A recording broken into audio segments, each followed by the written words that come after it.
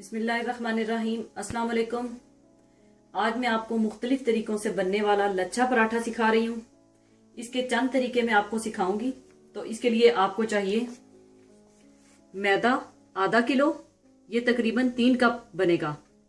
आटा आम रोटी का आटा, ये भी आधा किलो, ये भी तकरीबन 3 कप होगा। नमक 1 टेबल स्पून, तेल 4 टेबल स्पून और पराठे तलने के लिए मक्खन पिघला हुआ। आप इसे तेल या घी या देसी घी में भी बना सकते हैं। और आटा गूंदने के लिए पानी।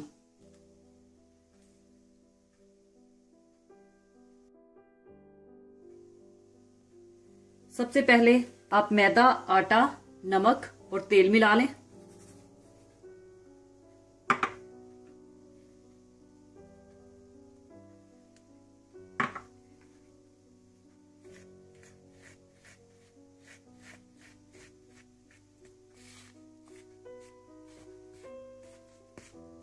इसके बाद आप इसे पानी से गूंद लें। पानी आप थोड़ा थोड़ा करके डालिएगा।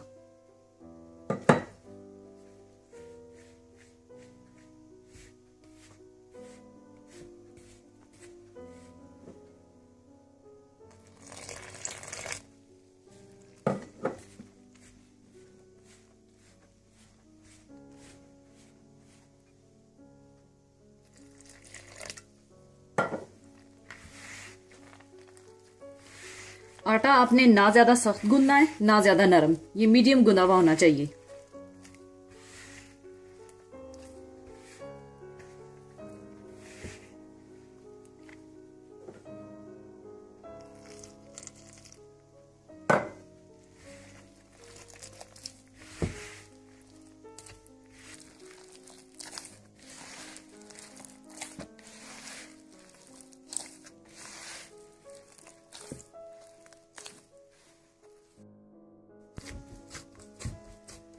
आटे को मैंने अच्छी तरह से गूंद लिया है।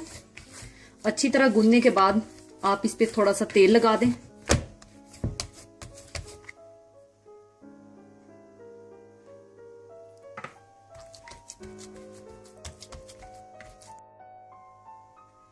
आटे को गूंदकर आपने आधे घंटे के लिए छोड़ देना है ताकि आटा ठहर जाए, इसमें लचक आ जाए, ताकि पराठे बहुत अच्छे और खस्ता बन सकें। यहाँ पर मैं आपको बताती चलूं कि जो बेसिक पराठों का डो है वो यही है। इसी डो से आप मुख्तलिफ किस्म के पराठे बना सकते हैं, यानी चिकन पराठा, मटर पनीर पराठा, कीमा, मूली या गोभी या बॉइल्ड एग पराठा या आलू का पराठा बना सकते हैं। आधा घंटा हो चुका है। अब मैं आपको मुख्तलिफ तरीकों से लच्छा पराठा बनाना सिखाऊंगी। सबसे पहले आप पेड़े बना लें। पेड़े बना के आप रोटी इसकी बेल लें।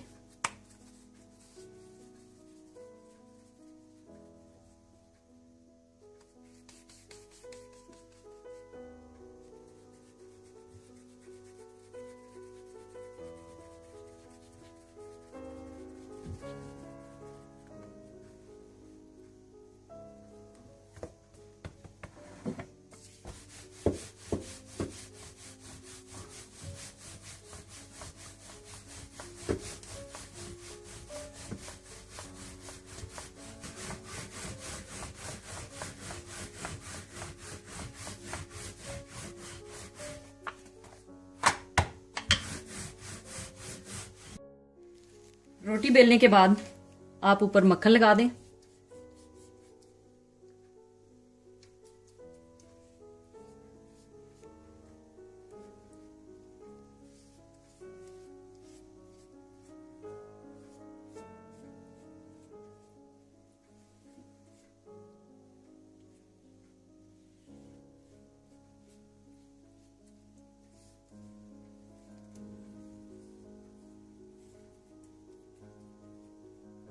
मक्खन लगाने के बाद आप इस तरह से इसको रोल कर लें।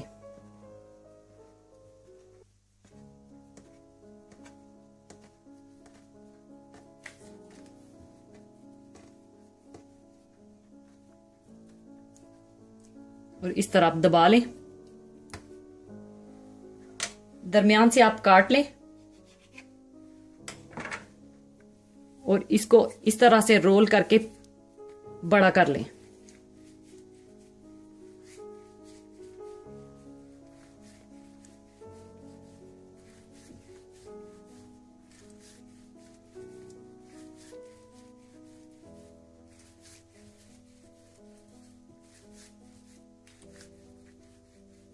और फिर दोनों साइडों से इस तरह से ट्विस्ट करना है आपने, एक राइट साइड पे और दूसरा दूसरी तरफ से। इस तरह आप फिर इसको लपेट दें।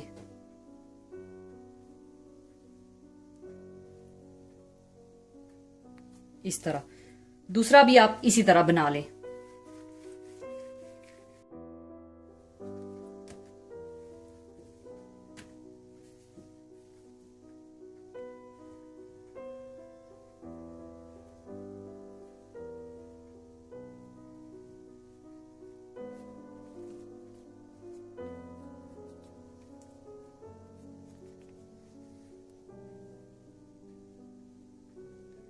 दोनों पेड़े बनाने के बाद आप फिर से ऊपर मक्खन लगाएं इस तरह से, और ये दूसरा पेड़ा इसके ऊपर आप रख दें और दबा दें। एक तरीका ये हो गया, और अभी मैं आपको दूसरा तरीका बताऊंगी। इसको भी उसी तरह आप पेड़ा बना लें और इसकी रोटी बेल लें।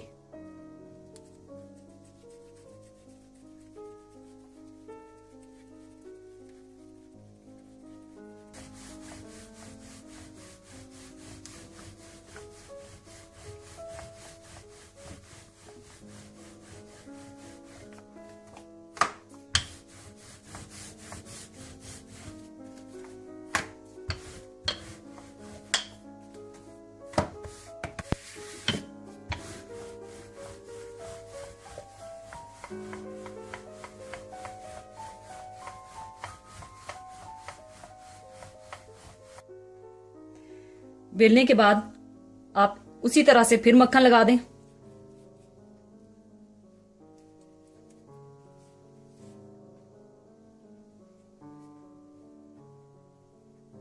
मक्खन लगाने के बाद आपने इसकी तहें एक दूसरे के ऊपर रखनी है, इस तरह, फिर इस तरह, फिर इस तरह से सारी तहें आपने रखनी है।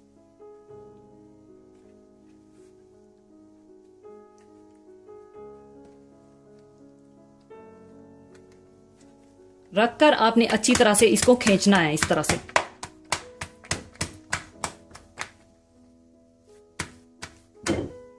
खींचने के बाद आपने एक तरफ से इसको रोल करना है इस तरफ, इस तरह।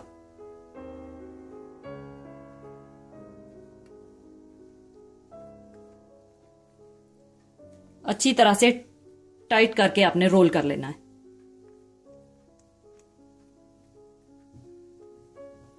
रोल करके आपने ऊपर से इसको दबा देना है इस तरह। एक ये तरीका हो गया, और इसके बाद आपको मैं तीसरा तरीका बताऊंगी। इसको भी साइड पे आप रख दें। अब मैं आपको तीसरा तरीका बताऊंगी। तीसरे तरीके में भी आप इसी तरह से रोटी बेलें और ऊपर मक्खन लगा लें। मक्खन लगाने के बाद आप इसके बिल्कुल सेंटर से एक कट लगाएंगे।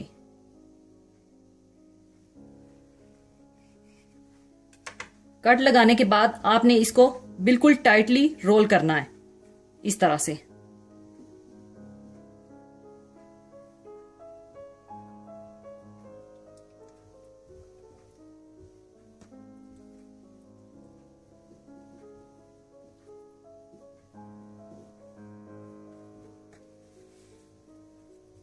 अच्छी तरह रोल करने के बाद आपने इसको भी ऊपर से दबा देना है इस तरह।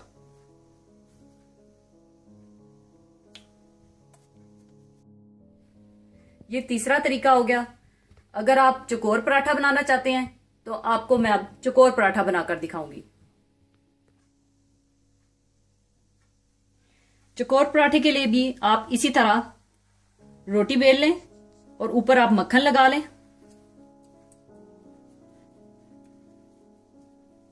मक्खन लगाने के बाद आप इस तरह से एक साइड से उठाएं, इसको इस तरह तय करें, दूसरी साइड से उठाएं, फिर तय करें, फिर इसको अंदर की तरफ तय करें,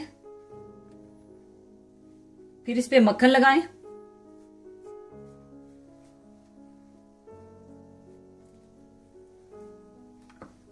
फिर दोनों साइडों से तय करें।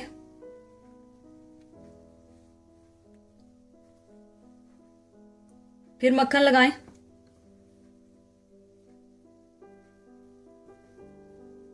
और इसको फिर तय कर दें।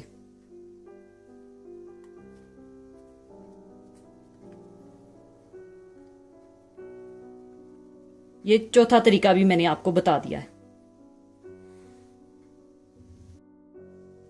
इसके बाद आप तवा या फ्राई पैन गरम कर लें।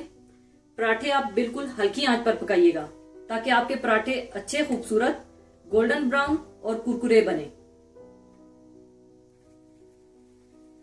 इसके बाद आप पराठा बेल लें, थोड़ा सा खुशका लगा लें।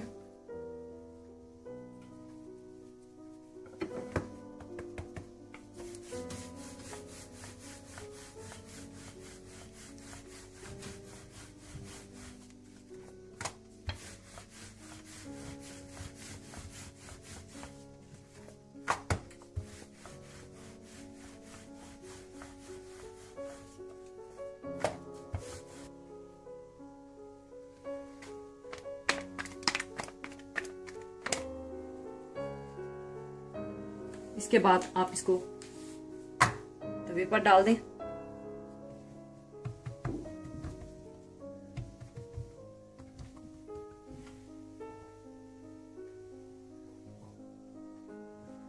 इसके बाद आप एक्स्ट्रा टिश्यूज ले लें और उनको इस तरह आप पिछली साइड से मोड़ लें, रोटी को, पराठे को दबाने के लिए, इस तरह से। फिर आप ऊपर थोड़ा सा मक्खन डाल लें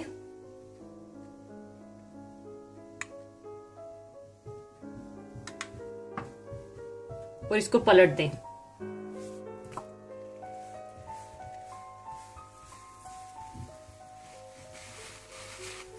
और टिश्यू के साथ आप इसको ऐसे घुमाते रहें।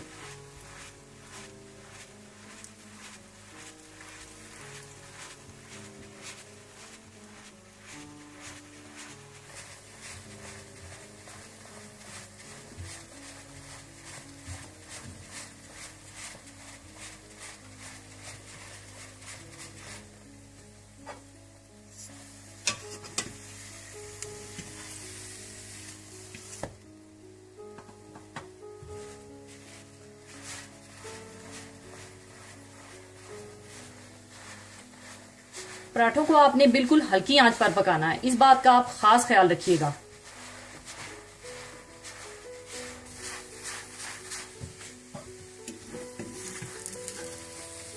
एक तरफ से पकने के बाद आप फिर मक्खन डालें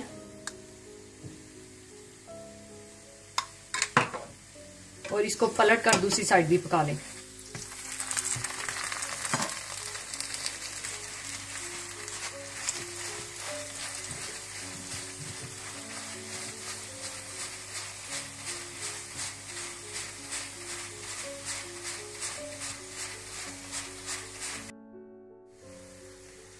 इसी तरह से आप सारे पराठे बना लें।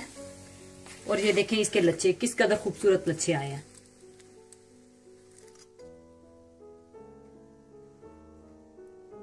अब मैं चकोर पराठा बनाऊंगी।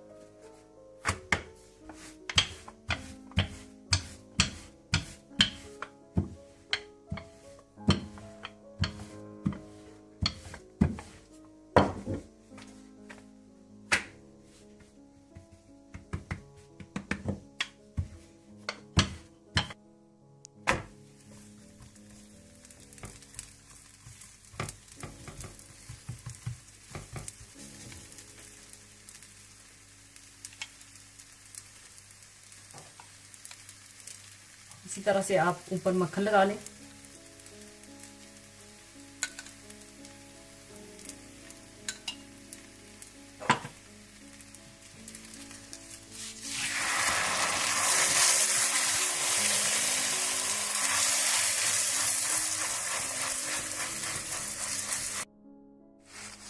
इसके भी आप लच्छे देखें किस कदर खूबसूरत लच्छे हैं। ऊपर आप थोड़ा थोड़ा मक्खन लगा दें।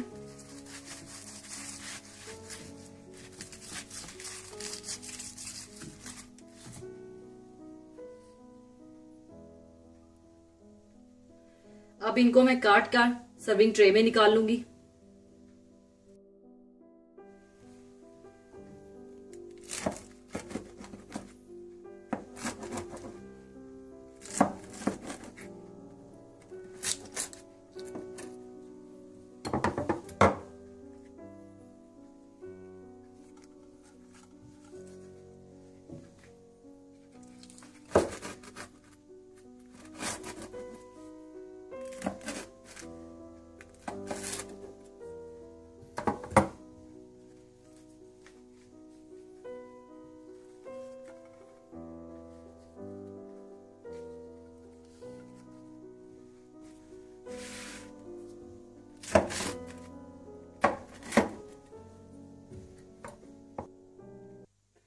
लीजिए, बहुत ही मजेदार और क्रिस्पी लच्छा पराठे तैयार हैं।